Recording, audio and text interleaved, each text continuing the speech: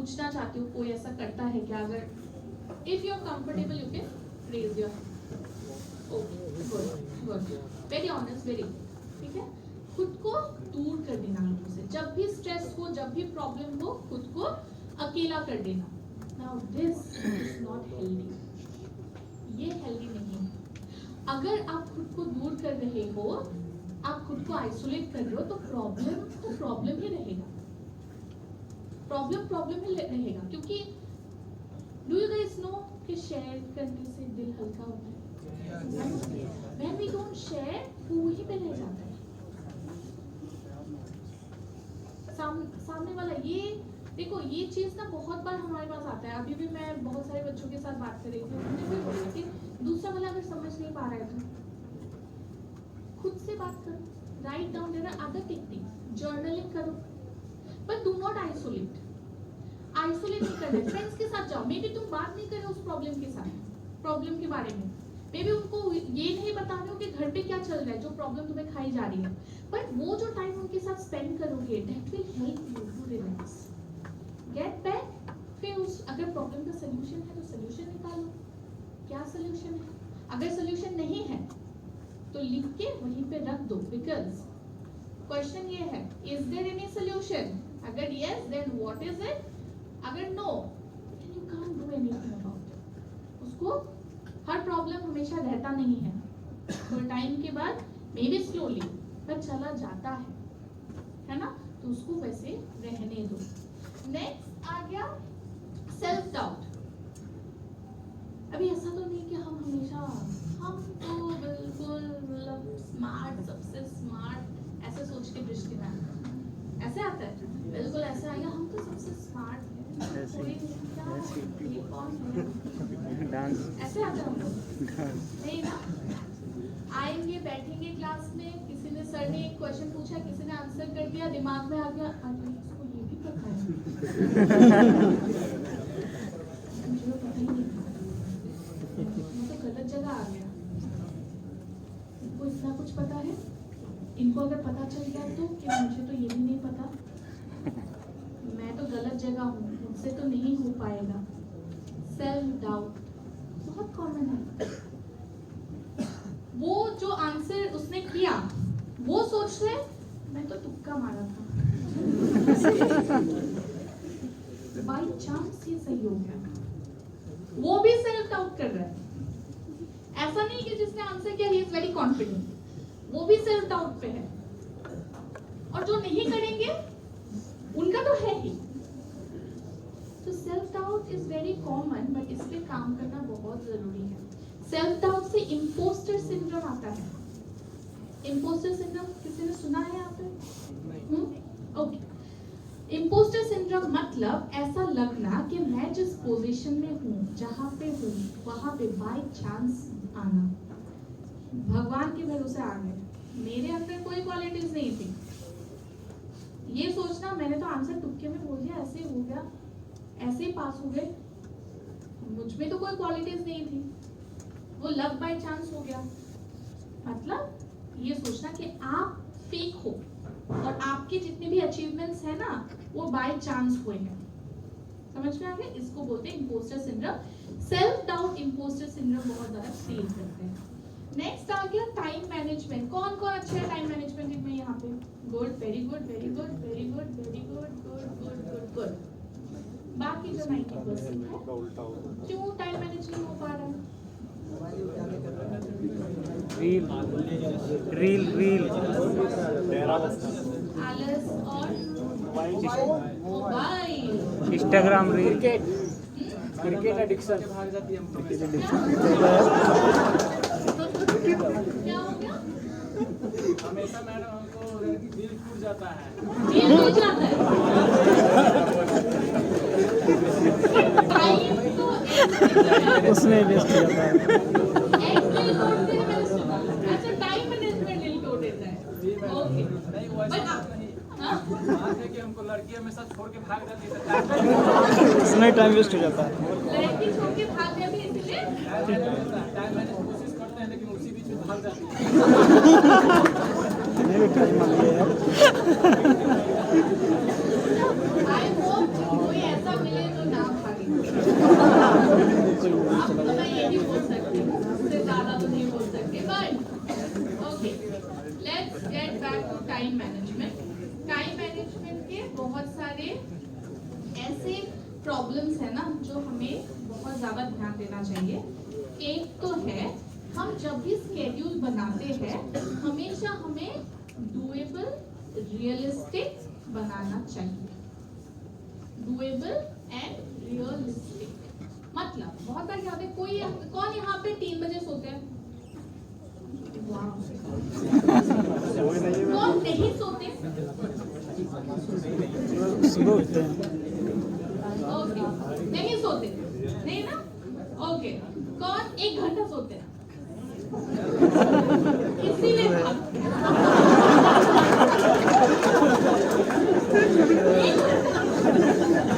Okay okay bye. अभी देखो, जो 3 बजे सोते हैं, किसने हाथ उठाया था? आपका नाम क्या है? कपिल। अभी कपिल ने सोचा कि मैं 3 बजे सोता हूँ, मुझे थोड़ा जल्दी सोना पड़ेगा, तभी तो सोचा होगा, सोचा है ना? वो तो कॉमन थॉट है। कितने बजे जागते हो? 10-9। तो ये भी सोचा होगा कि 3 बजे से थोड़ा जल्दी सोना होगा और 10 बजे से जल्दी उठना पड़ेगा, राइट? अभी कपिल ने क्या किया? कपिल ने पूरा स्केड्यूल बनाया जहाँ पे वो सो रहा है 11 बजे, मतलब उसका गोल है 3 बजे से 11 बजे तक आना। 11 बजे वो सो जाए और उठेगा 6 o'clock, ठीक है? 10 बजे जो इंसान उठता था वो उसने अपने लिए गोल बनाया कि 6 o'clock। मैं दावे के साथ कह सकती हूँ नहीं कर पाएगा, नहीं कर पाएगा। उसके बाद क्या होगा? Disappointment, demotivation, guilt, self doubt. मुझसे ये भी नहीं हो पा रहा और मैं एग्जाम दे रहा हूँ, है ना? यहाँ पे क्या हो गया पता है? आपने खुद से अनरियलिस्टिक एक्सपेक्टेशंस रख ली है। जो इंसान 3 बजे सोता है वो इंसान कभी भी 11 बजे नहीं सो सकता। व्हाई? बॉडी क्लॉक के बारे में सुना है? क्या होगा?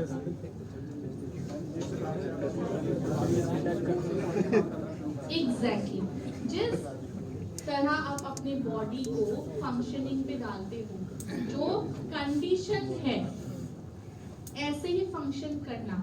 उस बॉडी क्लॉक को आप कितने 3 बजे से 11 बजे तक कितने घंटे हो गए? 4 घंटे आप आगे कैसे निकाल सकते? 8 घंटे। 3 AM और 11 PM बोल रहे सी सेट कमजोर। 4 घंटे सी सेट कमजोर। डाउट, मुझे डाउट हो गया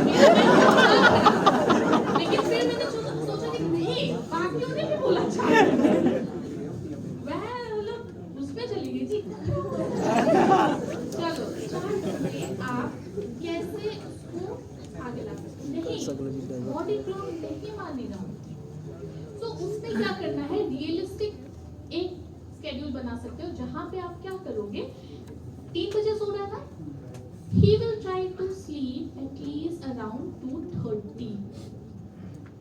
3 AM से वो खुद को एटलीस्ट आधा घंटा आगे बेड तक सोने की कोशिश करेगा 2:30, and he should try to wake up around 9:30. That should be the goal. Unrealistic नहीं है, ये रियलिस्टिक है। ये बॉडी क्लॉक को आप धीरे धीरे आगे बढ़ा रहे हो। हाँ, एनी डाउट? भैया बता रहा है, बोल रहे हैं कि मतलब थोड़ा एक दिन ना मतलब ना सोए, अगले दिन 11 बजे सो जाए।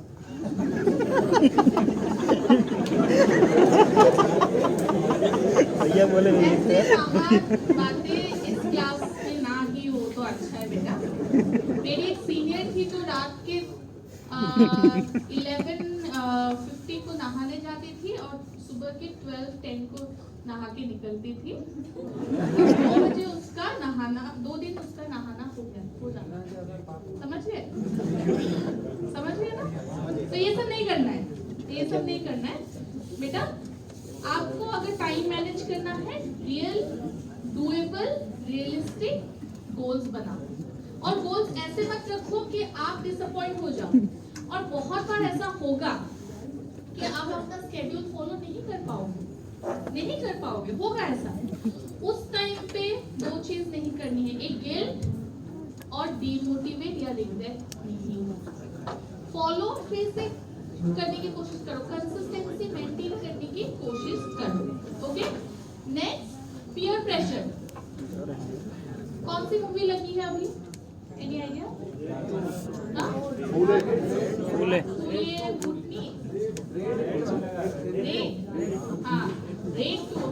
तो अभी आज सपोज फॉर एग्जाम्पल कॉल आया फ्रेंड का, चलो रेड टू देखने जाते हैं, वेव मॉल में लगा है, देख के 2 घंटे अच्छे से बाहर खाना खा के आ जाएंगे। लेकिन आपने दिमाग में सोचा नहीं मुझे पढ़ना है और बाहर जाएंगे तो पैसे भी खर्च होंगे, राइट? आपने ये सोचा। फिर फ्रेंड ने बोला अरे कुछ नहीं होगा, आके कर लेना, पढ़ लेना, थोड़ा ज्यादा टाइम रात में पढ़ के बैठ के पढ़ लेना। तो आपने भी सोचा कि हाँ फ्रेंड्स बोल रहे हैं और बाकी भी जा रहे हैं, मुझे भी मतलब जाना चाहिए, मैं भी थोड़ा टाइम मिल जाएगा, तो आप चले गए पीयर प्रेशर में। पीयर प्रेशर मतलब फ्रेंड के प्रेशर में। नो टॉकिंग, ऐसे ऐसे करके ना, ऐसे ऐसे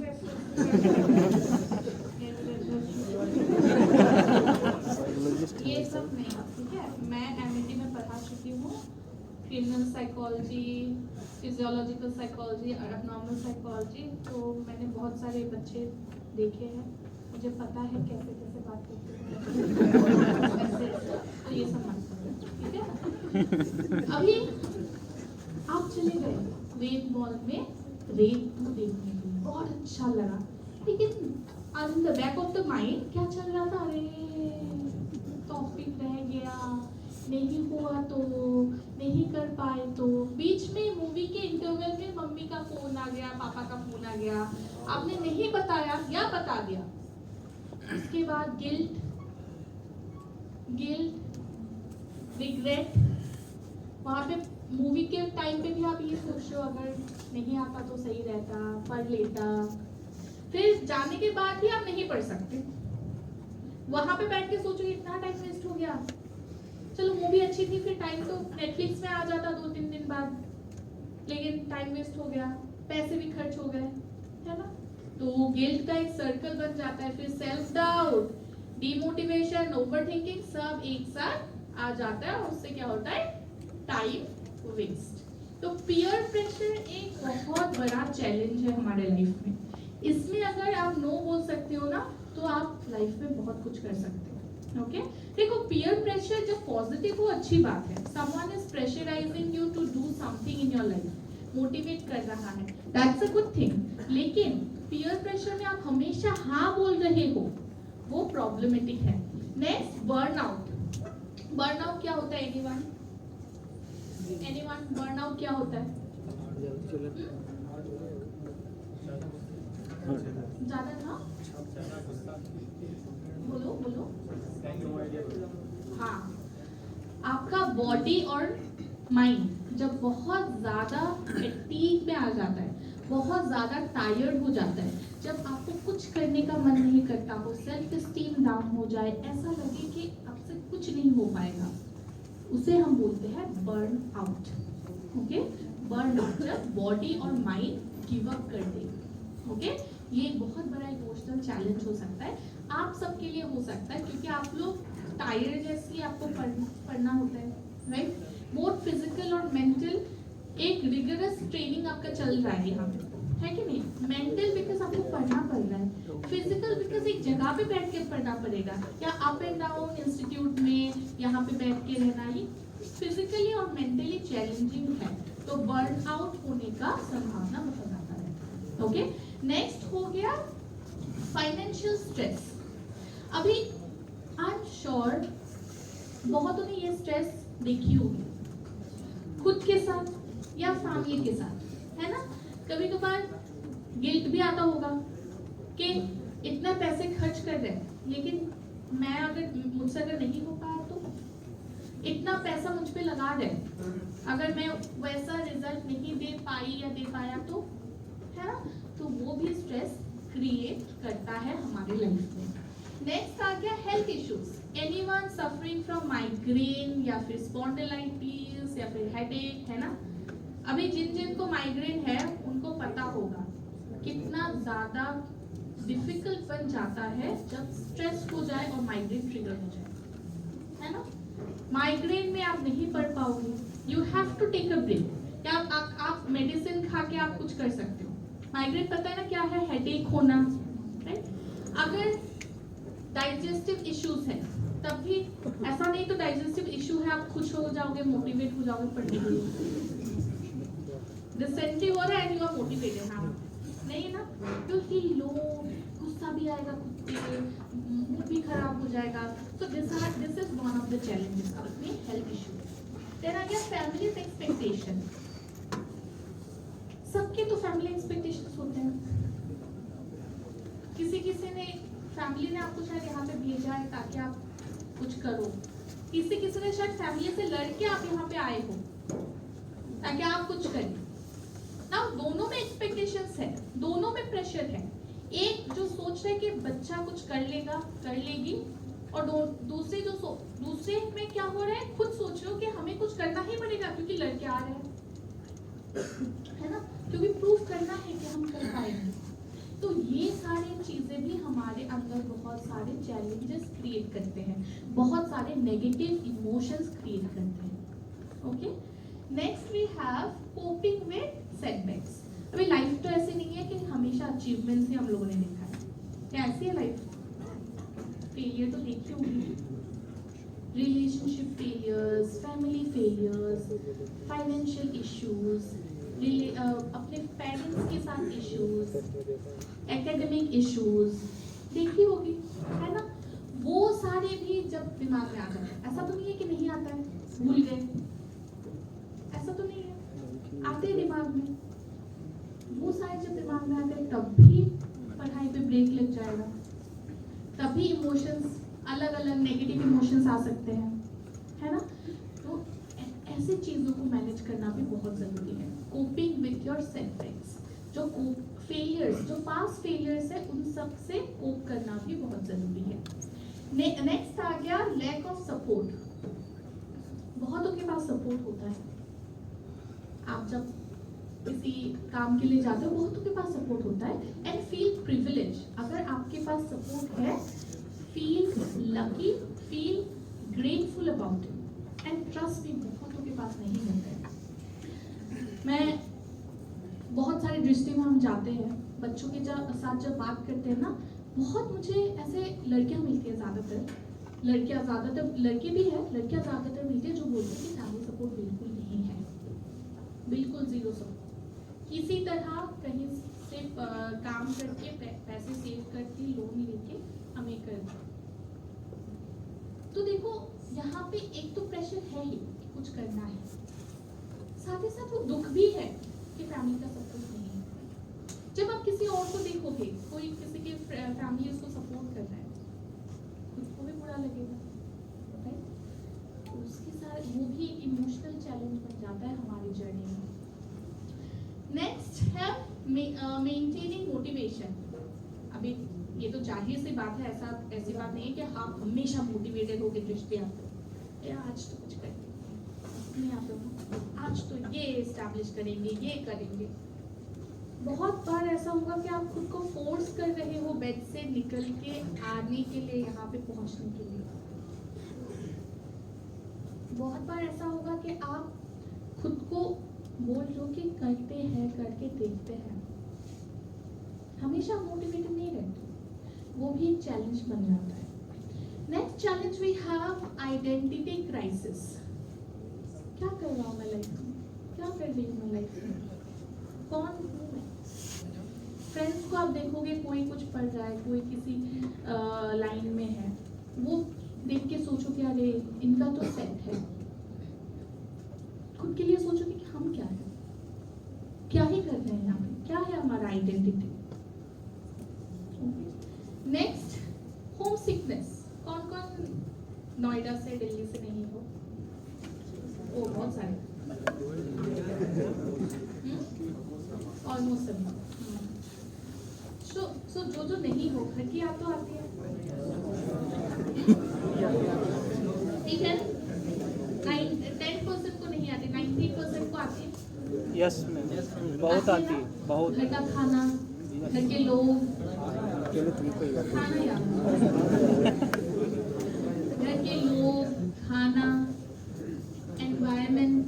अभी शायद पीजी में रहते हो, किसी किसी के रूम में, मुझे पता है पीजी में बहुत ज़्यादा दिक्कतें भी होती है, खाना अच्छा ना हो या कुछ ऐसे इश्यूज भी हो सकते हैं, तो घर की याद तो आएगी ना, वो भी एक डिस्टर्बेंस बन जाता है, एक डिफिकल्टी बन जाता है, प्रॉब्लम।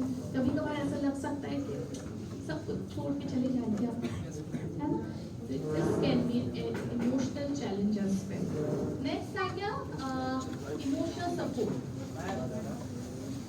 हमको माई की याद बहुत ज्यादा बेटा लास्ट में हम क्वेश्चंस लेंगे, ठीक है।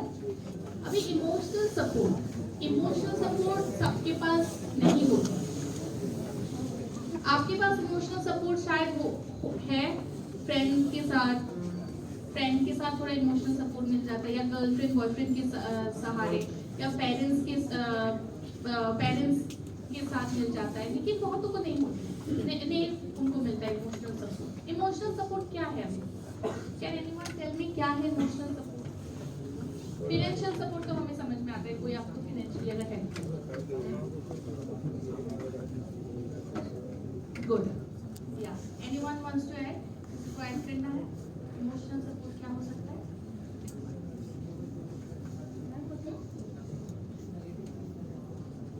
यस, किसी के साथ बात करना, इन शॉर्ट, राइट, कोई आपकी बातों को सुने। अभी जस्ट थोड़ा time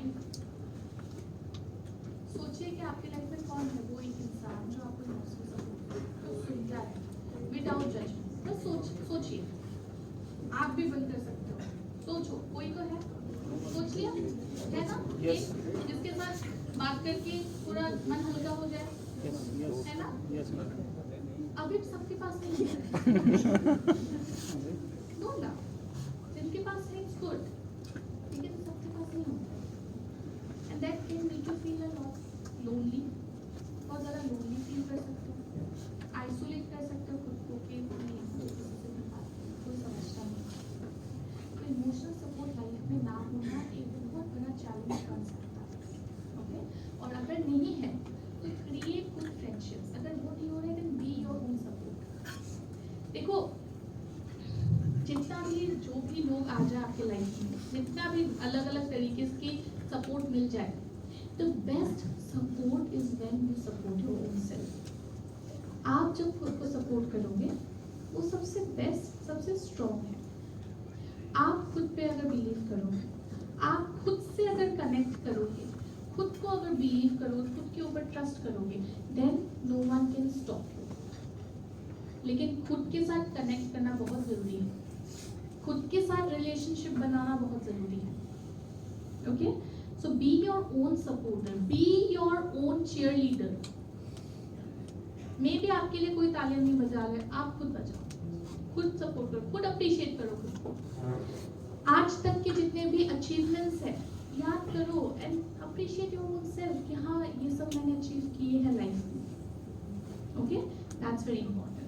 then adjustment issues, of course आप लोग बाहर से आए हो, खाना पीना रहना, लोगों के साथ, रूममेट के साथ एडजस्टमेंट इश्यूज होंगे, वो सब भी एक डिफिकल्ट एक हर्डल बन सकता है आपके जर्नी में, एक इमोशनल चैलेंज बन सकता है आपके लिए।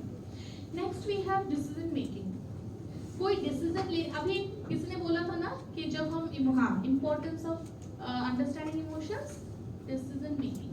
बट अगर आप इमोशनली बहुत वल्नरेबल हो जाते हो तो आपका डिसीजन मेकिंग स्किल भी कम हो जाता है, आप सही डिसीजंस लेने में आपको प्रॉब्लम होती है, okay. Next, long distance relationships, very common. Of course आप लोग बाहर से आए हो, शायद पहले रिलेशनशिप में थे, शायद आपकी पार्टनर कहीं और है।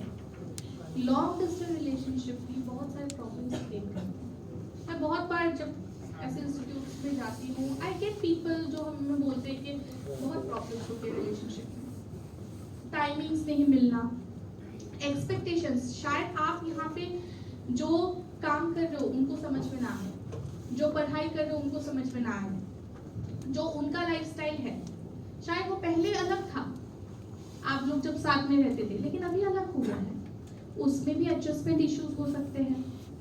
बहुत मैंने केसेस ऐसे सुने कि मैम उनका जो जब टाइम होता है फ्री तब मेरा पढ़ने का टाइम होता है, जब मैं फ्री होती हूँ वहाँ पे इश्यूज होते हैं।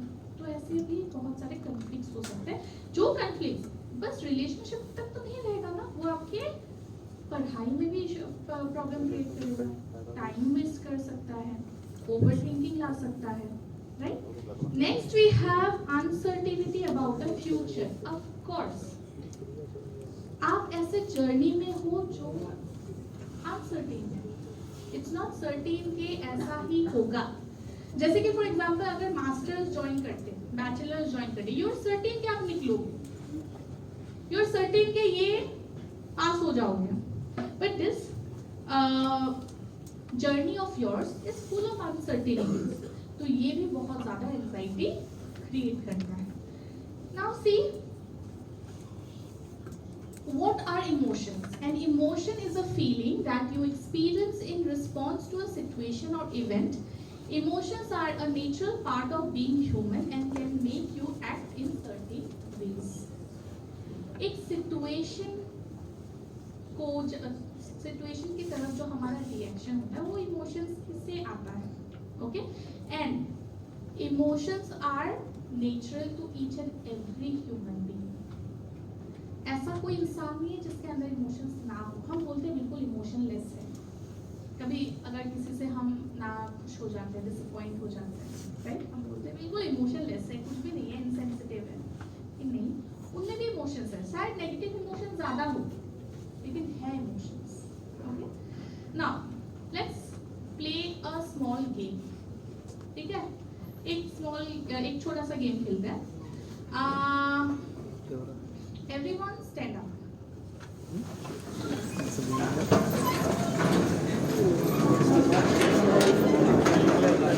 अभी जो आपका ये है, हाँ, उसको ना उठा के रखो, बिकॉज गेम ऐसा है कि आपको ऑपोजिट करना है, मतलब सुन लो एवरीवन, आपको ऑपोजिट करना है। जब मैं बोलूँ सिट डाउन आपको खड़े होना है, जब मैं बोलूँ मेरा इतना भी नहीं होना है, मतलब क्या देखो यहाँ पे कुछ नहीं कर रहा, रुको। जब मैं बोलूँ स्टैंड अप आपको बैठना है, जब मैं बोलूँ सिट डाउन आपको खड़े होना है। It will help me to see कि आपकी अटेंशन और लिसनिंग स्किल्स कितने अच्छे हैं, ठीक है, ओके, समझ में आ गया। जब मैं बोलूँ खड़े हो जाओ आपको बैठना है, जब मैं बोलूँ बैठ जाओ आपको खड़े होना है, ठीक है, okay. Let's start. Everyone sit down. Hello, बैठ जाओ, ओके, स्टैंड अप।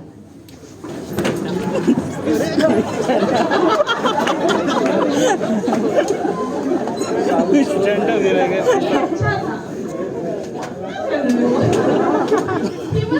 क्या हो गया? ओके, चलो ठीक है, बैठ जाओ, बैठे रहेंगे। बैठ जाओ, अरे बैठ जाओ, okay, everyone sit down, okay, stand up, stand up खड़े होगा। अभी जब मैं बोलूंगी नाम आपको लेना है दृष्टि का नाम, जब मैं बोलूं दृष्टि आपको लेना है अपना नाम, ओके, ठीक है, हाँ, आपको जब मैं बोलूं दृष्टि आपको बोलना है अपना नाम, जब मैं बोलूंगी नाम आपको लेना है दृष्टि का नाम, ठीक है, ओके। चलो एवरीवन खड़े हो जाओ, खड़े हो जाओ।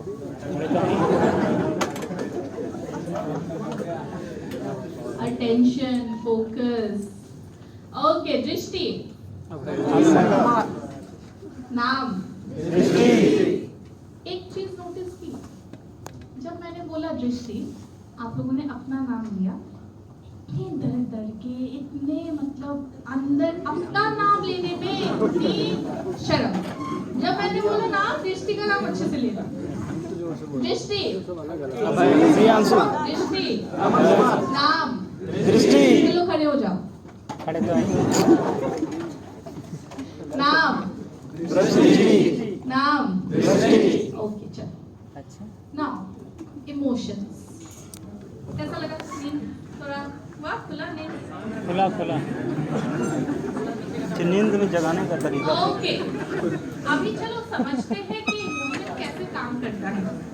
Now if you can see there is a situation, कुछ सिचुएशन आपकी लाइफ में आ गई, ठीक है, कुछ ऐसे परिस्थितियां आ गई। नहीं मिलता है। वैसे परिस्थिति में एक आएगा थॉट, एक सोच आएगी, ठीक है, वो नेगेटिव भी हो सकता है, पॉजिटिव भी हो सकता है।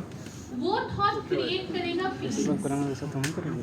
किसी तरह के फीलिंग्स को, ठीक है, फिर बिहेवियर, फिर फिजिकल रिएक्शंस, ये एक सर्कल बन जाता है। ओके अभी let's take an example of romantic relationship, long distance relationship. Yes मैं बोल रही हूँ तुम्हें नेक्स्ट ऐसे मिलेगी तो नहीं भागेगी। ओके लॉन्ग डिस्टेंस रिलेशनशिप का एग्जांपल, ठीक है, तो क्या हुआ, सुबह तो गुड मॉर्निंग वाला कॉल या मैसेज तो आ जाता है, ठीक है, आ ही जाता है ना जो लॉन्ग डिस्टेंस में होते हैं उनको। तो क्या हो गया, यस्टरडे नाइट गुड नाइट नहीं आया सपोज किसी जो लॉन्ग डिस्टेंस में है, नेक्स्ट डे मैसेज किया, सीन हो गया लेकिन रिप्लाई नहीं आया, ठीक है, टेंशन है ना, क्या हो गया होगा। देन सुबह सुबह क्या हो गया, आपने कॉल किया, कॉल नहीं उठाया, फिर कॉल किया, कॉल नहीं उठाया, तो सिचुएशन यहाँ पे क्या है वो अभी मुझे पता चला, हाँ ऐसे बात करनी पड़ेगी। तो सिचुएशन क्या है कि आपकी जो पार्टनर है जो दूर रहती है, लॉन्ग डिस्टेंस रिलेशनशिप में है, वो फोन नहीं उठा रहे, ठीक है, दैट इज द सिचुएशन। अभी थॉट क्या है, चीट कर रही है क्या, कुछ मैंने गलत कर दिया क्या, मुझसे गलती हो गई क्या, कुछ बुरा मान गया क्या, थॉट है ना, ये सारे थॉट्स आ सकते हैं, पॉसिबल है। फिर फील क्या होगा, अगर ऐसा लगा कि मैंने कुछ गलत कर दिया क्या, तो फीलिंग हो सकता है दर्द, दर्द, कुछ गलत कर दिया क्या, बुरा मान गया क्या, राइट, कंफ्यूजन, क्या ही कर दिया, एंजाइटी भी आ सकती है, क्या कर दिया मैंने ऐसा, है ना, क्यों फोन नहीं उठा रहे, राइट। देन बिहेवियर क्या होगा, बार बार कॉल करते रहना, टेक्स्ट करना, क्या हो गया, मुझसे कोई गलती हो गई क्या, etcetera etcetera etcetera. Physical reactions बहुत कुछ हो सकते हैं, हमारी बॉडी में फिजिकल रिएक्शंस हो सकते हैं, घबराहट होना, क्लास में बैठे हो लेकिन बार बार आपका पैर ऐसे ऐसे ऐसे ऐसे शेक कर रहा है, एंजाइटी, दिल बिल्कुल पैल्पिटेशंस हो रहा है, गला सूख गया, क्या हो गया क्या हो गया क्या हो गया, क्यों फोन नहीं उठाया, कभी ऐसे नहीं करा, मन में गलत बुरे बुरे ख्याल आ रहे, छू तो नहीं गया हो, कुछ हो तो नहीं गया हो। तो अभी देखो सिचुएशन कुछ था, फिर कॉल आया, कॉल आ गया, वह बोल रहा अरे सो सॉरी, बहुत ऐसा ऐसा ऐसा ऐसा हो गया था। तो अभी तक जितने भी थॉट्स आए तुम्हारे दिमाग में वो सब गलत निकले, वो सब गलत निकले, जितने भी फीलिंग्स थे वो सब इनवैलिड निकले। फील किया कि अरे कुछ कर दिया क्या, कर दिया क्या, मैंने कुछ किया क्या, मैंने कुछ किया क्या, गलत। जो तुम्हारे बिहेवियर थे वो भी बिल्कुल इरेलेवेंट थे, अननेसेसरी थे। फोन करके बोल रहे तुम इतना क्यों कॉल कर रहे हो, अरे मेरा ये प्रॉब्लम था, तो आपको पता चला कि आपके बिहेवियर से थोड़ा उस इंसान को प्रॉब्लम भी हो रहा था, राइट। फिजिकल रिएक्शंस तो खामखा आपके अंदर आ गया, जो क्लास हो रही थी वो भी वेस्ट चली गई, आप नहीं ध्यान दे पाए और आपके फिजिकल इश्यूज या सिम्टम्स आ गए। तो एक सिचुएशन था जिसको आप बहुत अलग अलग तरीके से सोच सकते थे, बट हमारे माइंड ने क्या किया, हमें नेगेटिव ही सोचने में मजबूर कर दिया, या ज्यादातर तो नेगेटिव ही आता है, क्योंकि बहुत सारे कारण हो सकते हैं, insecurities, self doubt, past experiences, है ना। तो इस पे काम करना बहुत जरूरी है। थॉट को अगर कंट्रोल कर सकते हो तो बहुत इजी हो जाता है। थॉट कंट्रोल करना। जब भी ऐसे थॉट्स आए ना, खुद को पूछो, इज इट अ थॉट और अ फैक्ट। जब भी ऐसा कोई सोच आए दिमाग में, खुद को सोचो। जैसे कि अगर सोच आता है कि मैं तो कभी ये एग्जाम क्रैक नहीं कर पाऊंगी या पाऊंगा, खुद को पूछो, क्या ये थॉट है या फैक्ट है? क्या है ये? फैक्ट है? थॉट है? फैक्ट तो नहीं है। एक क्लास 2 का बच्चा अगर सोचा इस बार मैं यूपीएससी जाऊंगा और मैं क्रैक करूंगा, नहीं कर पाऊंगा, सोच रहा है बच्चा, तो क्लास 2 का, वो थॉट है या फैक्ट है? वो फैक्ट, वो थॉट नहीं है, that's a fact. But in your case that's a thought. और अगर आपको लगता है नहीं ये फैक्ट है, देन अगर फैक्ट है तो इसके क्या क्या एविडेंस है? क्यों लगता है कि आप नहीं कर पाओगे? क्या एविडेंस है? पिछले पूरे एग्जाम्स मैंने फेल नहीं किए हैं, कुछ भी एग्जाम मैंने पास नहीं किया आज तक, वो एविडेंस हो सकता है। अगर हाँ बहुत ऐसे पॉपुलेशन में होता है जो जिनके आईक्यू कम हो सकता है, if a person thinks that मुझसे नहीं हो पाएगा, that could be a fact. Okay, someone with cognitive disabilities, cognitive issues. Cognitive क्या है? हमारे फ्रंटल लोब का जो काम है ना, cognitive issues, problem solving, judgement, है ना, उसमें अगर इशू है, that could be an evidence कि मुझसे नहीं हो पाएगा। That means it's a fact. या आपके कोई ऐसे इश्यूज है नहीं, so it's just a thought. तो हमेशा इवैल्यूएट कीजिए अपने थॉट को कि ये थॉट है या फैक्ट है। अगर थॉट है तो वो सच्चाई नहीं है, वो उस पर आप काम कर सकते हो, right? So this is how you rearrange or reconstruct your thoughts. Okay. Next we have cognitive distortions. Cognitive distortions क्या होते हैं? जो हमने बात की थी। कभी-कभी ऐसा होता है ना, हम सोचते हैं कि 90 से आप अगर आते हैं नंबर तभी हम सक्सेसफुल हैं, नहीं तो हम फेल हो सकता है ना। हम सोचते हैं कि ऐसा होना चाहिए, नहीं तो ये होगा, उसको हम बोलते हैं black. Why it's not working? Oh, ज़्यादा ही हो गया है। वाह वाह वाह, कोई टेक्निकल अंडू करिए। Please help me out. हाँ, okay.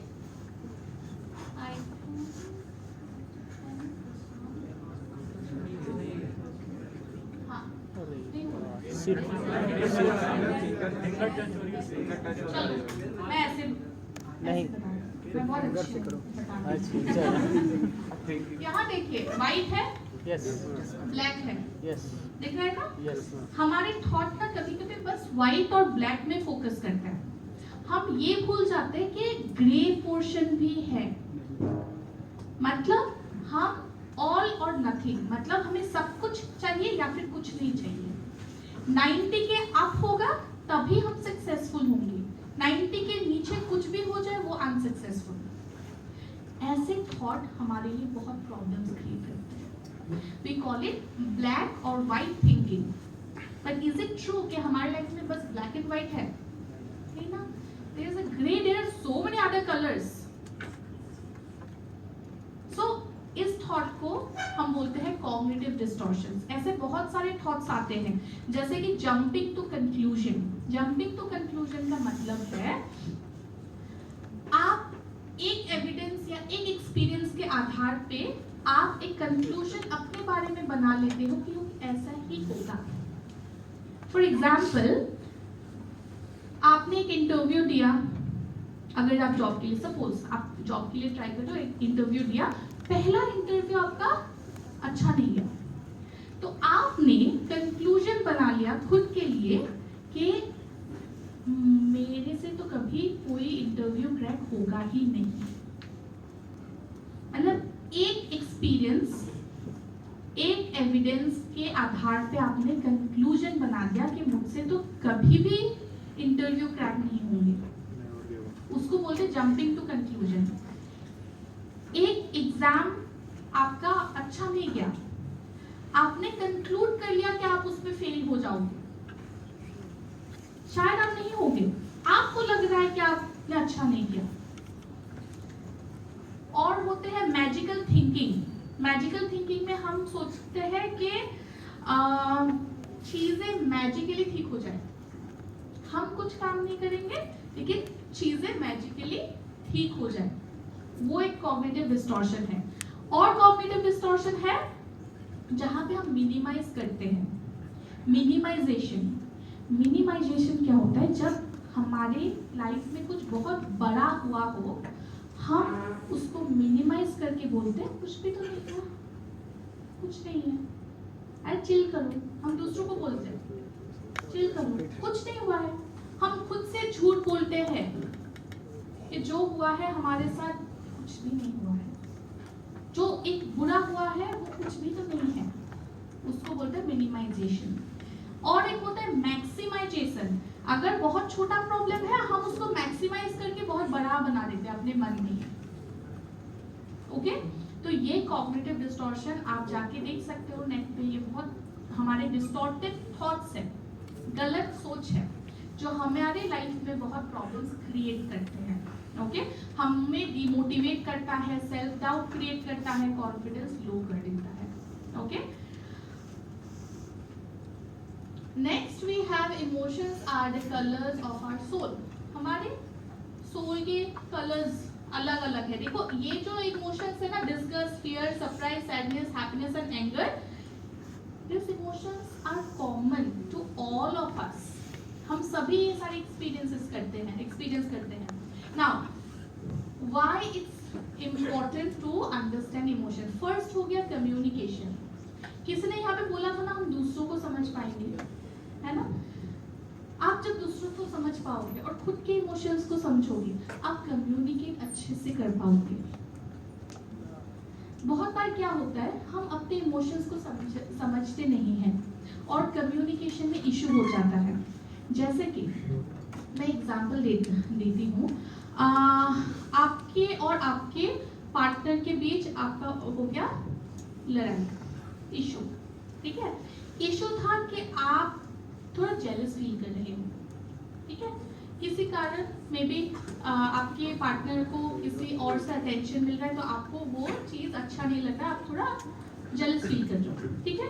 अभी जेलसी बहुत बार लोग बोलते नहीं है कि मैं जेलस फील करती हूँ या करता हूँ। ज्यादातर क्या होता है? लड़ाई, गुस्सा, मुझे पसंद नहीं है, मुझे पसंद नहीं है, उसके आड़ में एक्चुअली मुझे जेलसी हो रही है, मैं जेलस फील कर रहा हूँ या कर रही हूँ। वो सेंटेंस हम नहीं बोलते, हम बोलते मुझे अच्छा नहीं लगता है। वहां पे मिसकम्युनिकेशन हो गया, क्या हो गया? अच्छा नहीं लगता है, क्यों अच्छा नहीं लगता है? और फिर जो वो इमोशन था ना, वो वहीं पे रह गया।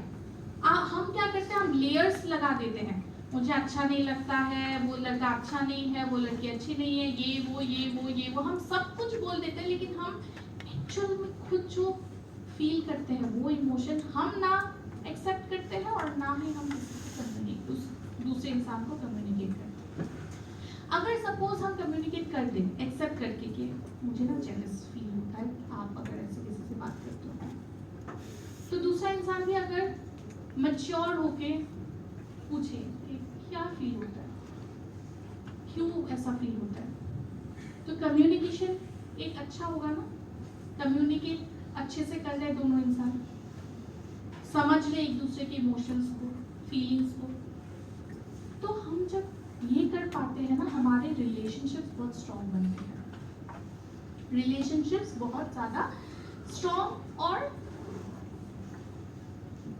एक लॉन्ग टर्म बनते हैं जब आप इमोशंस को समझते हो। और खुद के इमोशंस को समझना बहुत जरूरी है। हम सोचते रहे उनको क्यों समझ में नहीं आ रहा है कि हमें अच्छा नहीं लग रहा, बोल नहीं रहे, लेकिन हम बैठ के सोचते हैं कि दूसरा वाला हमें समझ ले। किसी के पास तो कोई छड़ी नहीं है ना कुछ समझ ले।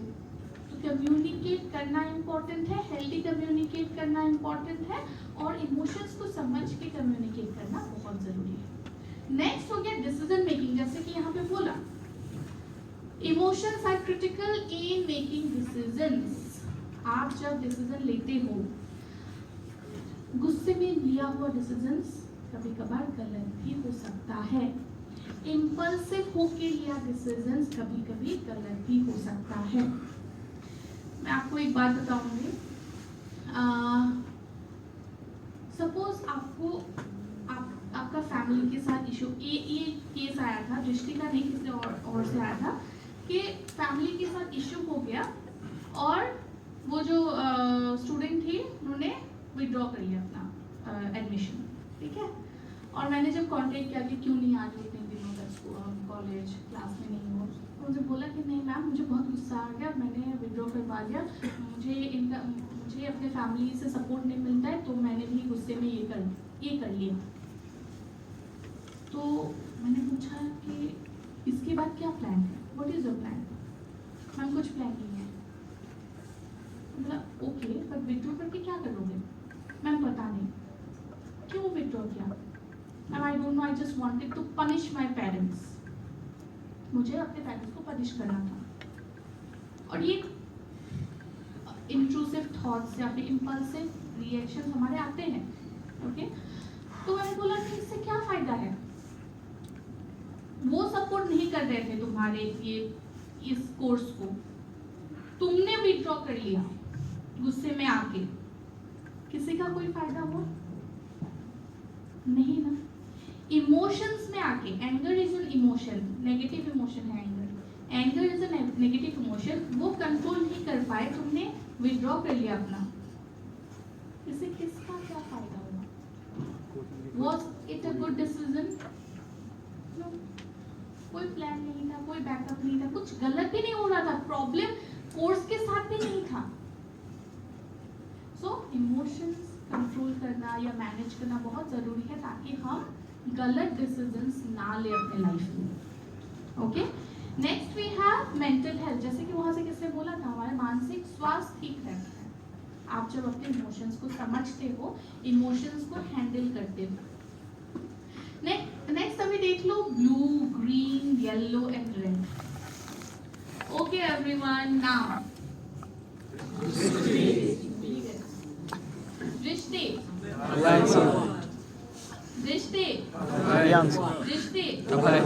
देखो फिर से अपना नाम लेने में आया।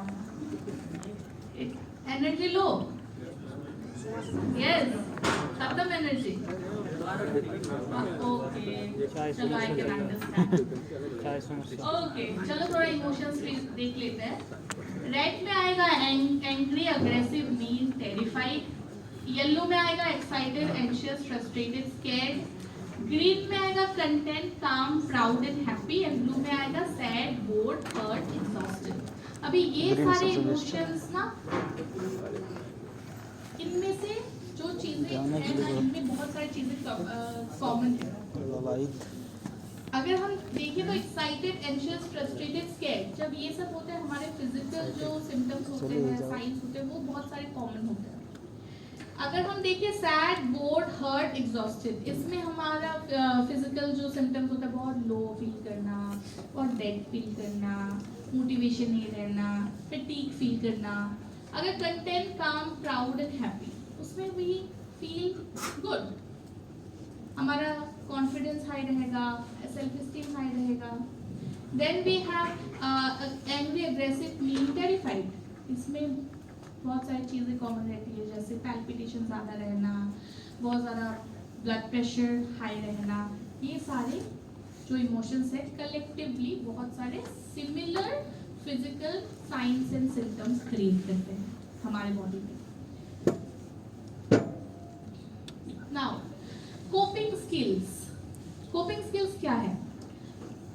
देखो, इमोशंस तो पॉजिटिव नेगेटिव है, और नेगेटिव इमोशन जब हमारे अंदर आती है तो उसके साथ कोप करने के लिए कुछ स्किल्स चाहिए होता है, right? Coping skills are tools that we can use to manage our difficult emotions, anger, sadness, etc. When you are so mad that you just want to scream or throw something across the room, this is an example of a time when you could choose a tool to help you cool off and get back to the green zone where you are feeling good again. अभी गुस्सा किसको नहीं आता है यहाँ पे? किसको गुस्सा नहीं आता है? थोड़ा कम आता है थोड़ा कम आता है। आता तो है ना? मैंने पूछा किसको नहीं आता है। ओके। अभी देखो, any kind of emotion is important. जैसा भी इमोशन हो हमारे लाइफ में इम्पोर्टेंट है। ओके, नेगेटिव हो या पॉजिटिव हो, इमोशंस हमारे लाइफ में इम्पोर्टेंट है। गुस्सा आना भी जरूरी है। ओके, कोई बोल सकते हैं क्यों? Why negative emotions are important? Anyone?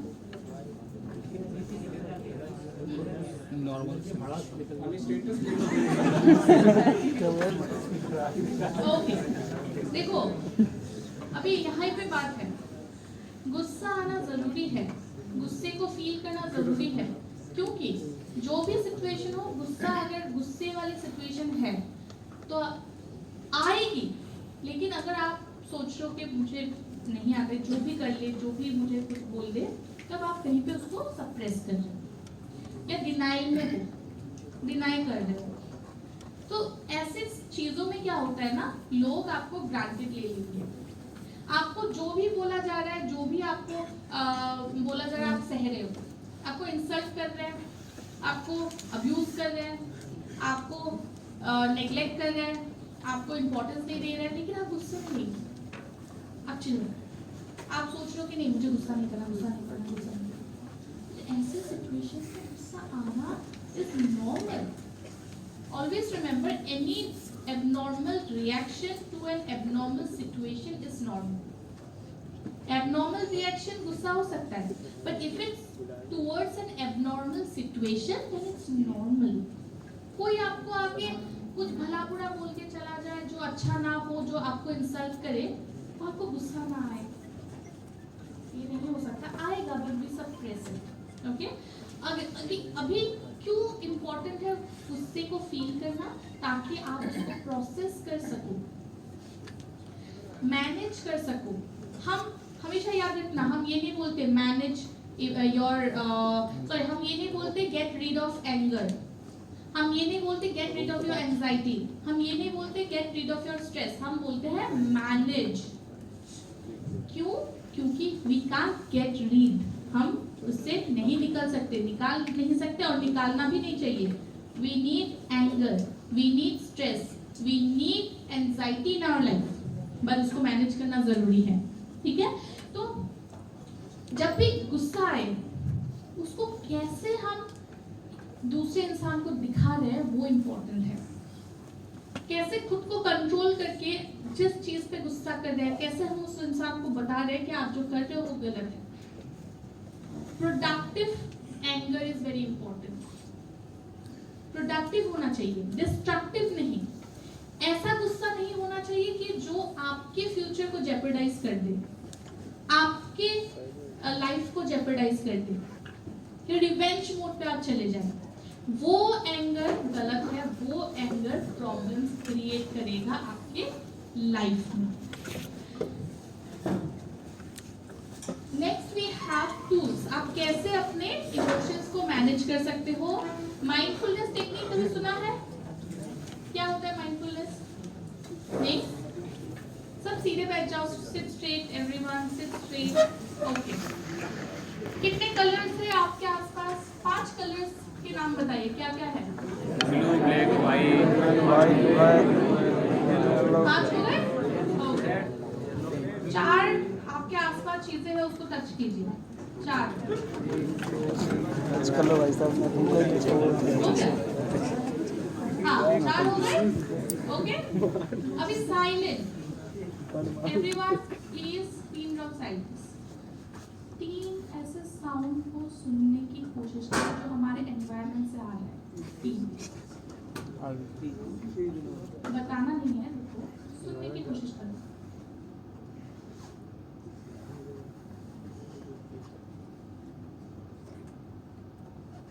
दो तो आ रहे हैं, एक यहाँ से, एक इधर से, और कुछ ऊपर से।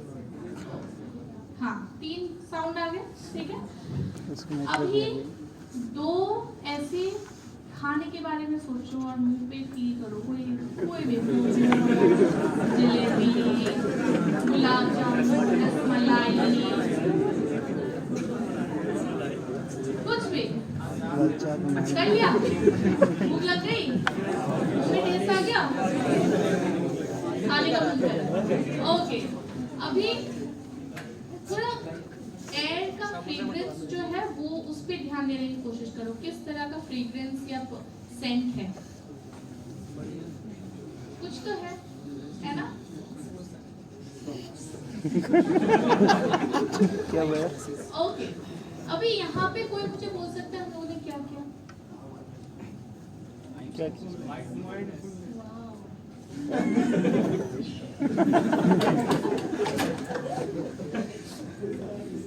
हाँ, mindfulness।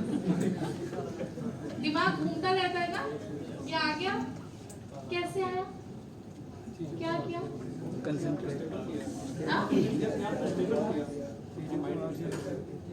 गुड, क्या बोला था? 5 सेंसेस को एक्टिवेट किया, प्रेजेंट में लाके खड़ा कर दिया। 5 सेंसेस को फर्स्ट क्या किया? विजन, फिर टच, फिर ऑडिटरी, फिर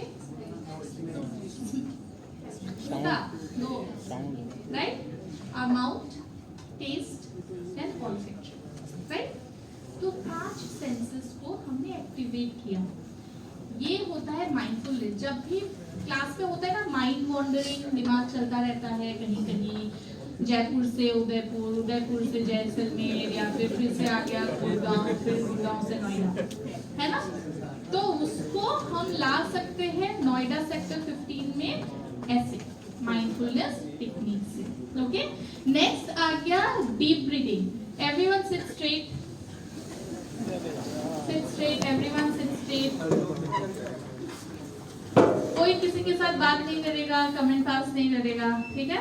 take a deep breath in,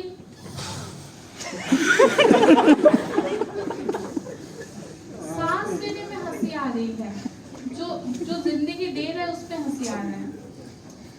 deep breath in, sound नहीं, देखो एक तो हमसे गलती होती है, हम ऐसे नहीं करना है, और जब ब्रीथ इन करते हैं पेन अंदर कर लेते हैं, नहीं है? तुम तो non biological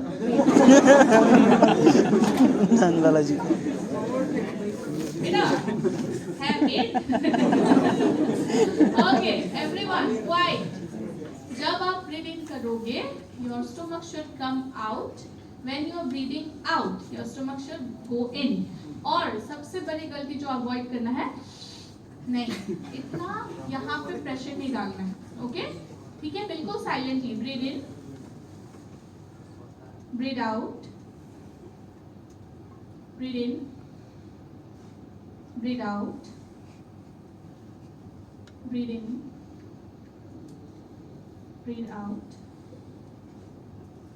take a deep breath in, breathe in, breathe out, breathe in, breathe out. देखो मैं बताती हूँ क्यों हंसी आती है। When we are doing deep breathing, no, हम बहुत ज़्यादा सेल्फ कॉन्शियस हो जाते हैं, सेल्फ अवेयर हो जाते हैं। और जिनको हंसी आ रही है उनके लिए मैं बता रही हूँ, इट्स वेरी इंपॉर्टेंट कि आप खुद के साथ ना बहुत ज़्यादा डिस्कनेक्ट हो। Okay, it's very important that you connect. बहुत सारी चीज़ें अंदर चलती रहती है, and when you start doing deep breathing, आप खुद के साथ कनेक्ट करने की कोशिश करते हो ना, वो जो डिस्टर्बिंग थॉट्स या फीलिंग्स है ना, उसको अवॉइड करने के लिए हमारा बॉडी का डिफेंस रिस्पॉन्स है हंसना। बहुतों को होता है गलत टाइम पे हंसी आती है ना, ये डिफेंस मैकेनिज्म है हमारा।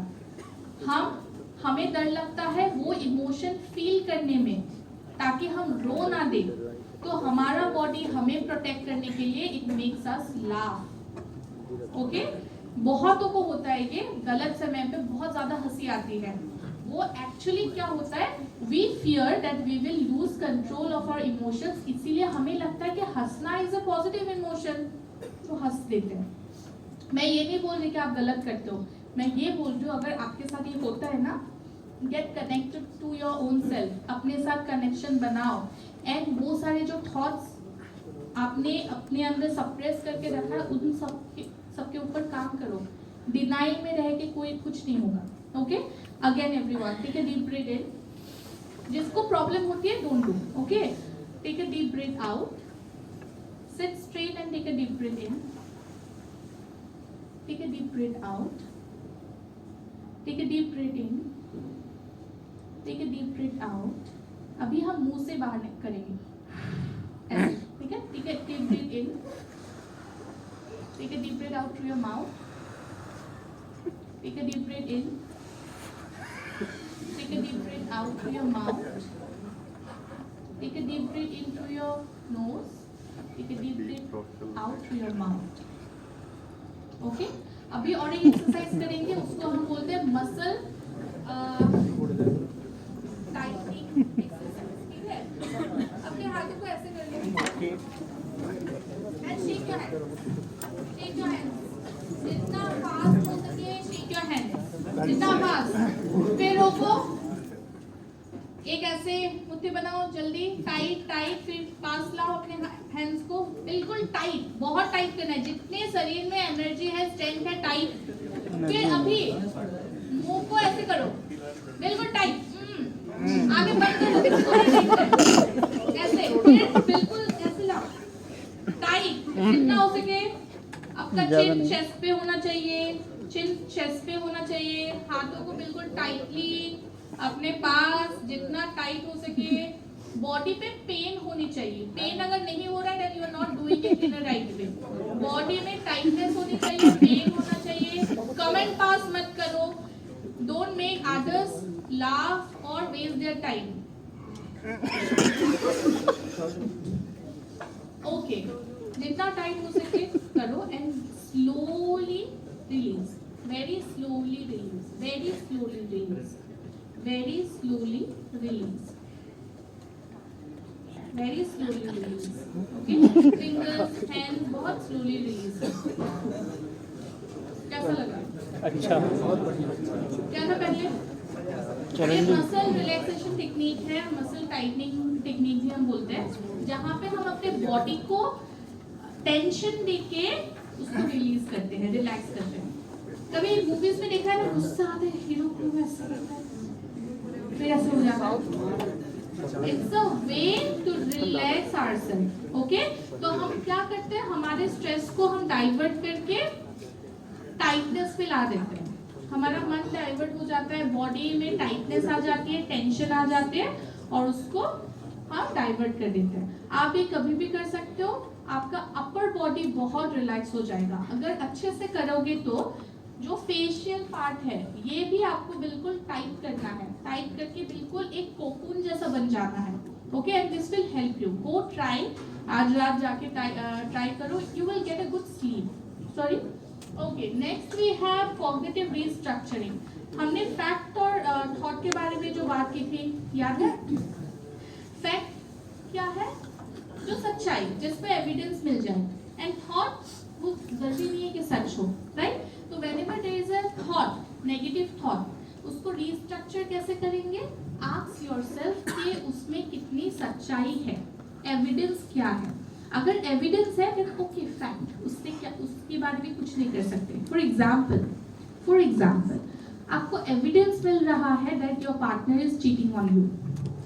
अगर आप खुद को बोल दो नहीं ये एविडेंस गलत है, then you are in denial, तब आप डिनायल में हो। And if you are not doing anything about it then you are in denial. अगर आपको पता है कि कोई भी एविडेंस नहीं है, बस आपको लग रहा है, आपका थॉट है, then work on that. Okay, next we have physical exercise. Why physical exercise? Can anyone tell me? Physical exercise कैसे हमारे इमोशंस को कंट्रोल करने में, मैनेज करने में हेल्प कर सकते हैं? आगे जाएंगे तो सो जाएंगे। यस, न्यूरोट्रांसमीटर सुना है? इसमें क्या होता है? क्या क्या न्यूरोट्रांसमीटर्स है हमारे बॉडी में? हैप्पी केमिकल्स डोपामाइन, सेरोटोनिन, कौन से? Good, dopamine, serotonin, serotonin, endorphin, oxytocin, right? Oxytocin. These are happy chemicals.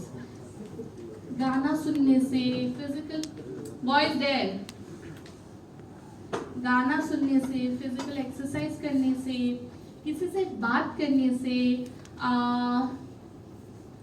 Even going into the nature, अगर आप नेचर वॉक ले रहे हो, ये सारी चीजें अगर आप करोगे, या फिर 10 मिनट का ये exposure to sun, even that will help you to bring up or increase this neurotransmitters or happy chemicals in your body. Serotonin, dopamine release करने में help करता है, and this again helps you to make to be refreshed, to feel motivated, to feel comfortable, to feel happy, to feel proud of your own self. ये neurotransmitters बस ऐसे ही नहीं है, ऐसे हम इसको हैप्पी केमिकल्स नहीं बोलते, उनके बहुत सारे फंक्शंस हैं और जो इम्पोर्टेंट है. ओके, नेक्स्ट आ गया टॉक टू समवन.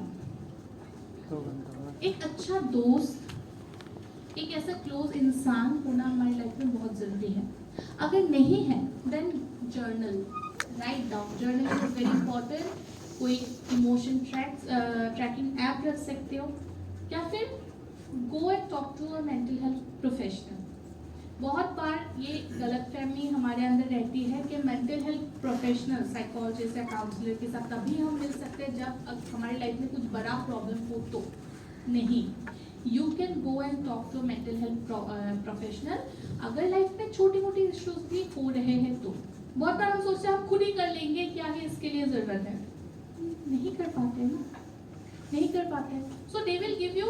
हम क्या करते हैं, वी गिव टेक्निक्स. हम बस बात नहीं करते, बात करके जानने की कोशिश करते हैं कि कहाँ पे ज़रूरत है, क्या चीज़ समझने की ज़रूरत है, और जो टेक्निक्स है वो कैसे हम दे सकते हैं, कैसे हेल्प कर सकते हैं. ओके, और टाइम मैनेजमेंट टेक्निक्स किसी को चाहिए? ओके, इससे पहले मैं बोल लेती हूँ. टाइम में पोमोडोरो सुना है? क्या होता है? भूल गया? कोई Pomodoro technique, eat a frog technique.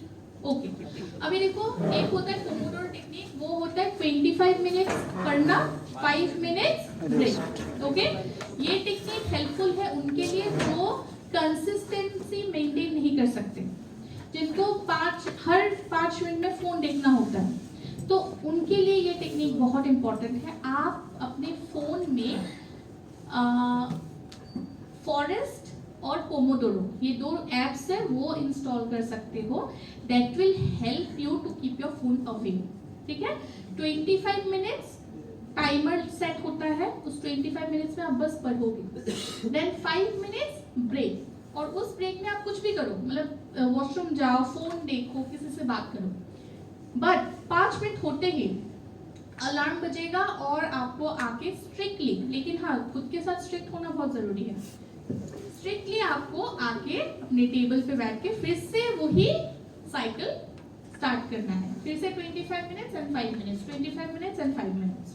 Okay, next हो गया eat a frog technique. Eat a frog technique में क्या होता है, मेंढक को खाओ, मेंढक को खाओ, टाइम मैनेजमेंट हो जाएगा. ईट अ फ्रॉग टेक्निक का मतलब है जो चीज सबसे ज्यादा डिफिकल्ट है उसको पहले करो. अगर मुझे अभी किसी ने दे दिया कि मैथ्स पढ़ना है, इंग्लिश पढ़ना है, सोशल साइंस पढ़ना है और ये लेट्स से साइंस पढ़ना है, तो I will pick maths first, क्योंकि मैथ्स मुझे डिफिकल्ट लगता है. अभी मैथ्स अगर मैंने अच्छे से कर लिया तो दिमाग में क्या आएगा, sense of accomplishment, yes right, satisfaction, थोड़ा प्राउड फील होगा, and I will be motivated to do the rest of my work. So दिन का सबसे टफेस्ट जो टास्क है उसको पहले करो, that will motivate you to accomplish the rest of the task. Okay, ये 2 टेक्निक जो आपके लिए काम करे वो यूज करना. ओके, और रियलिस्टिक स्केड्यूल बनाना बहुत ज़रूरी है। Now EQ, what is EQ? The ability to recognise, understand, manage and use emotions effectively. आपके जो इमोशंस है उसको रिकॉग्नाइज करना, मतलब पहचानना कि मुझे ये फील हो रहा है, ये इमोशन फील हो रहा है, उसको अंडरस्टैंड करना, ओके क्यों हो रहा है, किस लिए हो रहा है, देन मैनेज करना एंड देन उसको इफेक्टिवली अपने डे टू डे लाइफ में यूज करना। ओके, नेक्स्ट हो गया self awareness, self regulation, motivation, empathy, social skills. ये कंपोनेंट्स है जिससे हमें पता लगता है कि हमारा EQ हाई है। IQ सुना है? IQ के बाद आता है EQ, और EQ हमारे अंदर होना बहुत जरूरी है। EQ डिटरमाइन करता है कि आप कितना खुद को समझ पाते हो और कितना दूसरों को समझ पाते हो। EQ में क्या क्या है? खुद के बारे में अवेयरनेस, आपकी क्या क्या स्ट्रेंथ्स है, वीकनेस है, आप कब गुस्से में होते हो, आपके कौन कौन से ट्रिगर्स है, ये सारा सेल्फ अवेयरनेस दिलाता है आपको, जो पता होता है खुद के बारे में। देन सेल्फ रेगुलेशन, खुद के इमोशंस को रेगुलेट करना, कंट्रोल करना। Then motivation, what is empathy? परानुभूति, सहानुभूति। दूसरों के इमोशंस को जानना, समानुभूति, ओके। सिंपैथी क्या है? सिंपैथी सहानुभूति, और एम्पैथी वो जैसा फील कर रहा है खुद फील कर लेना। समानुभूति। ओके, अभी मुझे अगर समझाना हो तो मैं ऐसे बोलूँगी, सिंपैथी इज ओहो उसके साथ बहुत बुरा हो, एम्पैथी इज उसके साथ ऐसा हो गया, मुझे सुन के अजीब लग रहा है, मैं सोच भी नहीं सकती उसके साथ क्या होगा, मेरी बॉडी में अजीब लग रहा है। मतलब उसकी खुद के साथ, दूसरे के साथ अगर कुछ बुरा होता है, वो खुद के अंदर फील करना, उसे बोलते हैं एम्पैथी। अभी हमें पता है कि क्या सिचुएशन से हम गुजर रहे हैं, बोला था, right? We all are aware about what's going on in LOC, है कि नहीं? वहाँ पे हमारे जवान हैं, है ना? जब न्यूज़ पे हम पढ़ते हैं कि उनके साथ ऐसा हुआ है, या जब जो वहाँ पे लोकल्स है उनके साथ ऐसा हुआ है, जब हम हमारा जब दिल भारी हो जाता है, उसको बोलते हैं एम्पैथी। अगर बस न्यूज़ पढ़ा ओहो बुरा हुआ उनके साथ और कुछ फील नहीं हो, that is sympathy. Okay, empathy is when you feel inside कि गलत हो, जब दिमाग मन भारी हो जाता है। ओके, एम्पैथी होना बहुत ज़रूरी है एक दूसरे के लिए। एंड ट्रस्ट मी, हमारे समाज में ये चीज़ बहुत कम होती जा रही है। सिंपैथी हम दिखा देते हैं, लेकिन किसी और के दुख को फील करना वेरी डिफिकल्ट और ये कम हो रही है। तो बी एम्पैथेटिक। सोशल स्किल्स मतलब कैसे आप बात कर रहे हो, कैसे खुद को प्रेजेंट कर रहे हो, ये सब चीज़ें बहुत ज़रूरी है। Next, high EQ is linked to better relationship, career success and wellbeing. जब EQ अपना हाई होगा ना, एंड एक बार मैं बता देती हूँ, अगर IQ हाई है, पढ़ाई पे अच्छे हो सकते हो, सोशल स्किल्स नहीं होंगे। बहुत सारे ऐसे दोस्त हैं जो दोस्त मतलब मेरी जान पहचान के, जिनके IQ बहुत अच्छे थे, IQ बहुत अच्छा था, इंटेलिजेंट थे बहुत ज़्यादा, लेकिन उनके सोशल स्किल्स नहीं थे। बात कैसे करनी किसी से साथ, एक गैदरिंग में कैसे खुद को प्रेजेंट करना है, वो सब जानना बहुत ज़रूरी है। सक्सेस ओवरऑल इससे आता है, बस IQ होने से नहीं होगा। ओके, एंड EQ आप डेवलप कर सकते हो अपने लाइफ में। Next, understanding emotion is the first step to mastering them. So yes, this was about emotions, and we are in the last slide, and thank you everyone for not sleeping. So any questions? Yes. OCD कैसे होता है? OCD OCD? Yes ma'am. Obsessive compulsive OCD question क्या है? कैसे हो? Obsessive compulsive disorder हाँ, कैसे होता है? कैसे होता है? अभी देखिए, मेंटल हेल्थ इलनेस के कारण कॉजेस बहुत सारे हो सकते हैं। बायोलॉजिकल कॉजेस हो सकता है, हमारे हेरिडिटरी कॉजेस हो सकती है, साइकोलॉजिकल एनवायरमेंटल कॉजेस हो सकते हैं। क्वाइट राइट एवरीवन, अभी ओसीडी ऑब्सेसिव कंपल्सिव डिसऑर्डर, ये ट्रॉमेटिक इंसिडेंट्स, अगर लाइफ में कोई ट्रॉमेटाइजिंग एक्सपीरियंस हुआ हो या घर पे किसी के साथ अगर पहले हुआ हो, पहले कुछ ऐसा हुआ हो, या फिर हेरिडिटरी में है, मेरे साथ हो जेनेटिक में चुका है, है, हाँ, हो चुका है।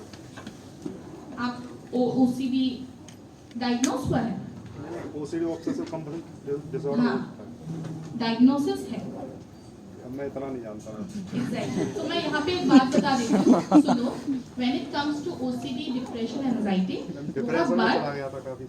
हाँ सुनो, बहुत बार हम उसको ना बहुत लेट टर्म में से यूज कर लेते हैं ये टर्म्स, ओके। आपको आपने रील्स देखी होगी, POV, if you have OCD, कोई अपना चीज ठीक कर रहा है, कोई क्लीन कर रहा है। देखो ओसीडी सिर्फ क्लीनिंग करना नहीं होता है, सिर्फ चीजें ठीक करना नहीं होता है, it's a disease, it's a disorder. जब तक डायग्नोसिस ना हो, एक साइकाइट्रिस्ट या साइकोलॉजिस्ट आपको डायग्नोसिस ना दे, आप ऐसे नहीं बोल सकते। जैसे हम बोलते हैं, हम ऐसे बोलेंगे क्या कि मुझे ये सिम्टम्स है, मुझे लगता है मुझे कैंसर है, नहीं बोलेंगे ना, है ना। बहुत बार हम देख लेते हैं, बिकॉज ये कौन बोलता है, डॉक्टर्स बोलेंगे, है कि नहीं। सो बी वेरी कॉशियस, बहुत संभाल के। जब भी आपको देखो रील्स में ना आपको बोलेंगे इफ यू हैव ADHD, आपके सिम्टम्स ये हैं। हमने क्या ऐसी किताबें पढ़ी रखी है जो 1 मिनट के रील्स में बता दिया ये ADHD है या नहीं। आपको इस ADHD है अगर ये सारे सिम्टम्स है, आपको OCD है, आपको डिप्रेशन है, नहीं बेटा, बी वेरी अवेयर।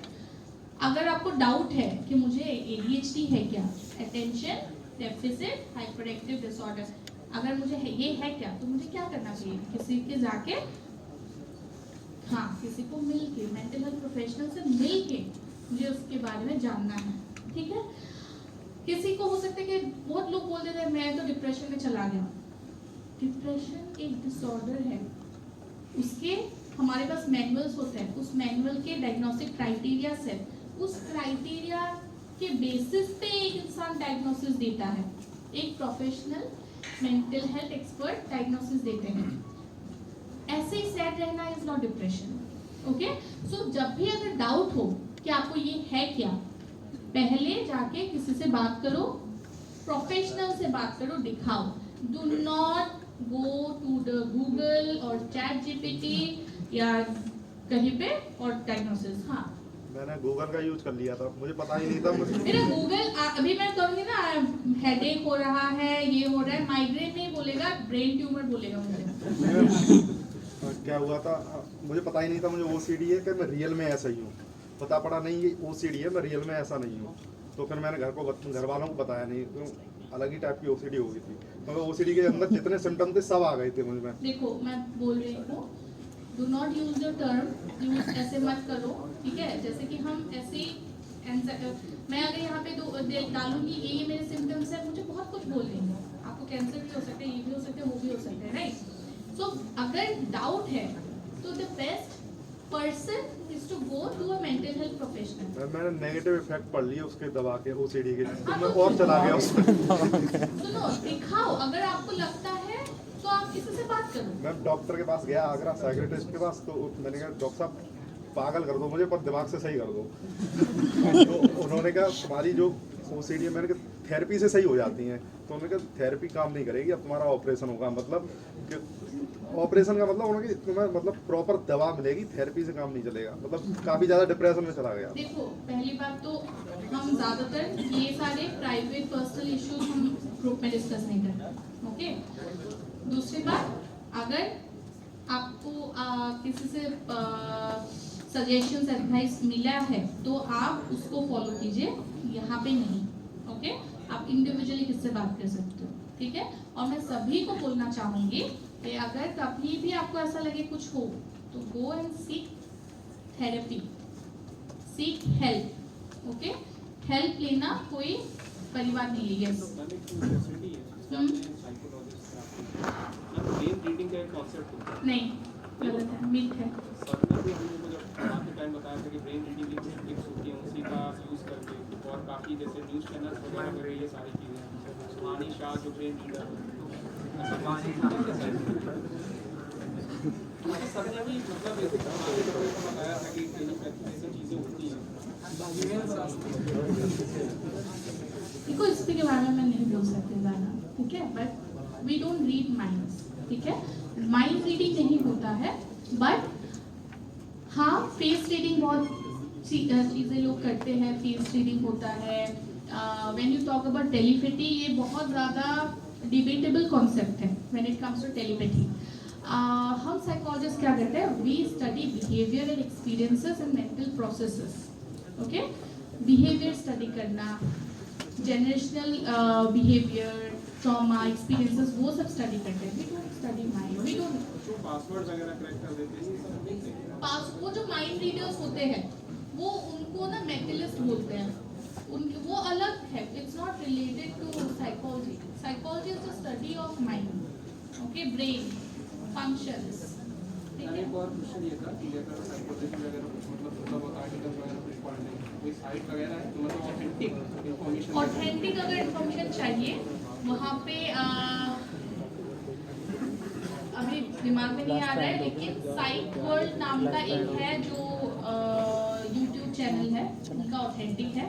देखो मैं बस ट्रिक बताती हूँ, जब भी आप कोई पढ़ रहे हो कोई ऐसा आर्टिकल वगैरह, किसने लिखा है, is that person psychologist, mental health professional, तभी।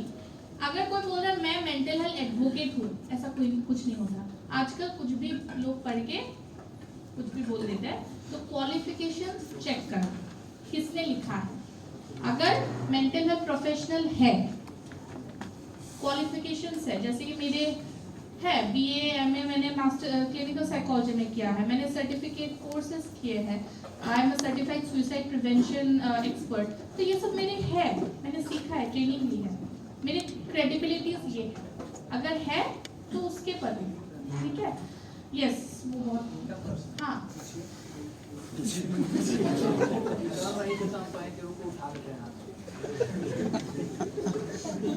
मेरा टाइम भी थोड़ा बताओ। माइग्रेन से बचने के उपाय बताएं। हाँ हाँ, माइग्रेन से बचने के उपाय। माइग्रेन, देखो माइग्रेन एक तो स्ट्रेस से ट्रिगर हो जाता है, स्ट्रेस के लिए ब्रीदिंग एक्सरसाइज माइग्रेन के लिए हेल्पफुल है। बाकी अगर बहुत ज़्यादा सीवियर है डॉक्टर को दिखाओ। गर्म पानी में पैर सोक कर सकते हो, it helps, okay. Otherwise migraine का तो बहुत ज़्यादा मतलब स्ट्रेस से दूर रहना ही एक सोल्यूशन है, प्रिवेंशन, तो डॉक्टर को दिखाओ।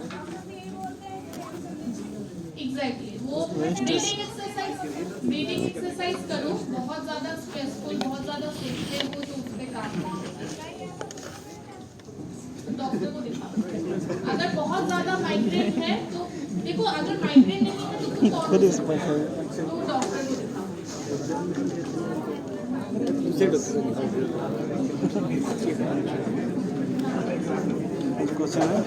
जल्दी गुस्सा आना, शॉर्ट टेम्पर। शॉर्ट टेम्पर में एक तो है कि अपने गुस्से को कंट्रोल करने के लिए फर्स्ट समझो गुस्सा क्यों आता है, ठीक है। बहुत सारे इमोशंस जब हम दबा देते हैं तो वो बॉटल अप होके ना ब्लास्ट हो जाता है, तो वो मत करो। इमोशंस को बाहर निकालो, थॉट्स को बाहर निकालो। शॉर्ट टेम्पर जब भी लोग हमें मिलते हैं, एक चीज़ तो उनमें कॉमन होती है कि बहुत ज़्यादा दबा देते हैं, दबाव मत, ओके, बॉटल अप मत करो, रेजिलियंस बिल्ड करो, ओके। किसी को कुछ कहा, हाउ टू से नो, फर्स्ट बोल दो, बोल दो, जब भी सोचो ही मत, do not give any second thought. हम बोलते हैं ना कि तो बोल देंगे तो ये हो सकता है, नहीं जा रही, उसको आने के मत दो, पहले स्टेप में ही बोलो। सेकंड, जो डर लगता है ना कि गिल्ट हो जाएगा, बुरा मन जाएगा क्या नहीं, हाँ गिल्ट सह लेंगे लेकिन खा नहीं, वो एटीट्यूड रखो। गिल्ट आ जाने दो, गिल्ट के साथ बैठ जाओ। हाँ गिल्ट फील हो रहा है, मैंने ना बोला, मैंने भूल गया कि असाइनमेंट नहीं करेंगे, हम कॉफी शेयर नहीं करेंगे, गिल्ट आ गया, गिल्ट के साथ बैठो, लेकिन अपने मन से पूछिए। इससे प्रैक्टिस करो। पीपल प्लीजिंग अगर बिहेवियर है कि ऐसा लगता है कि लोगों को हमेशा प्लीज करना है, कोई बुरा ना मान जाए, तो खुद को बोलो तो बुरा मानेंगे, जितना ही कुछ कर बाद में अफसोस होता है, लेकिन खुद को सेफ रखना बहुत जरूरी है, खुद के होता है बाउंड्रीज ना कि यार बनाना मैंने बहुत गलती कर जरूरी दी, वो सब ऐसे नहीं करना चाहिए था मेरे को। पूछो यार अच्छा सा सवाल। व्यक्ति है जिसका बड़ा हुआ है नैतिक आदर्शों के बीच में बड़ा हुआ है, लेकिन उसे कभी लगता है कि उसमें कुछ अनैतिक साधन है, मतलब क्रिमिनल नहीं है बट अनैतिक है, तो लेकिन उसे लगता है कि वो नैतिक कर रहा है, सब कुछ चला रहा है। हिंदी तो समझ में नहीं आ रही मेरे को, ज़्यादा बुढ़ा वाला बहुत पसंद है। नैतिक सोच रहे थे, वो एक्चुअली हमें ही लग रहा था कि वो नैतिक एक्चुअली में वो एक्चुअली राजनीतिक दृष्टिकोण से देखते हैं। मैडम खुद नहीं तो समझेंगे, कई बार हिंदी बता दी ज़्यादा हाँ, समझ नहीं आया।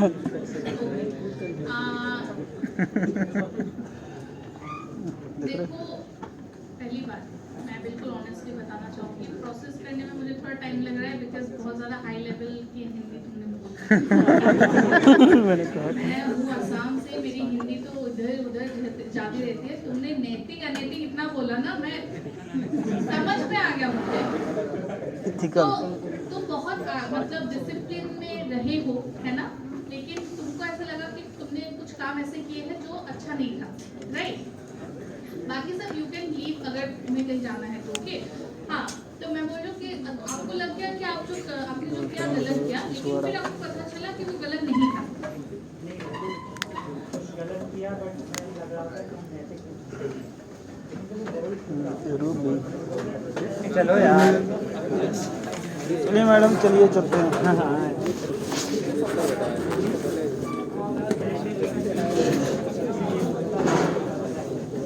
देखो अगर जो मैं समझ रही हूँ कौन सी बात है, बहुत बढ़िया लग रही है, ऐसे ऐसे सीना तान के आई।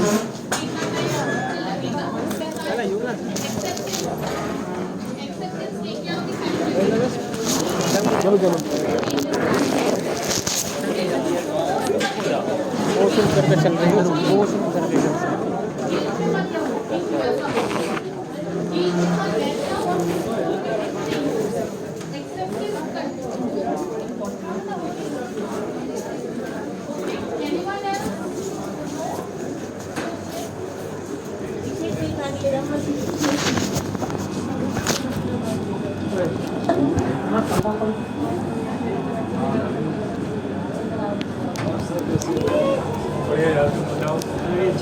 अच्छा मैं इंटरेस्ट कर रहा हूँ यार, क्या एक्चुअली मैं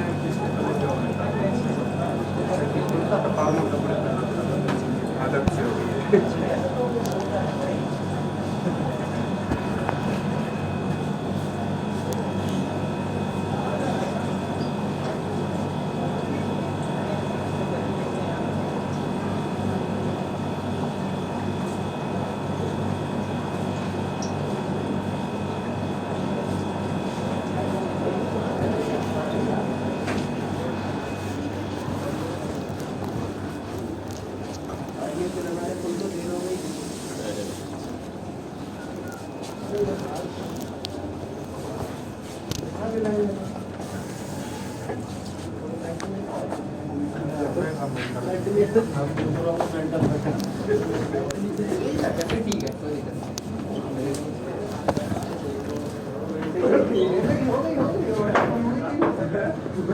समझ नहीं को रहा है वो टेंशन बढ़ा भाई, टेंशन कम कर भाई।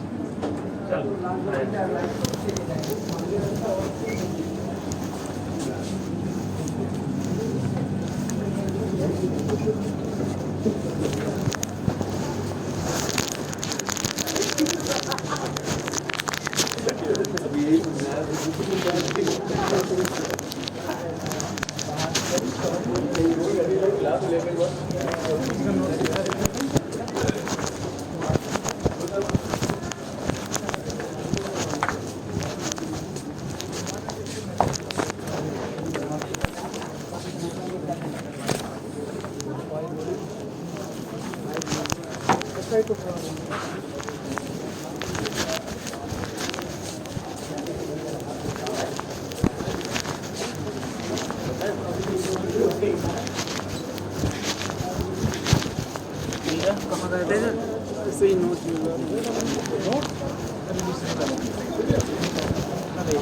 का क्या करेगा, टैच रीडिंग लगा ली कोई तो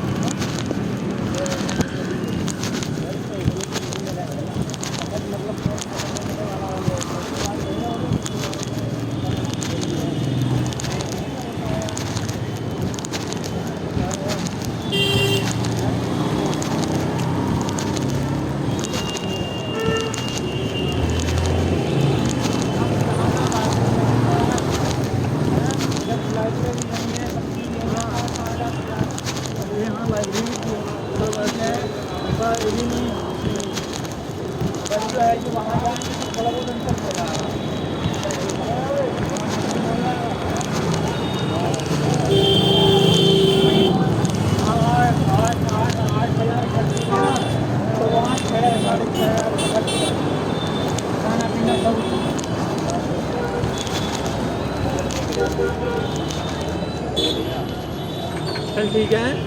चलो वैसे भी टाइम ज़्यादा हो रहा है, बताओगे ना तो आएंगे।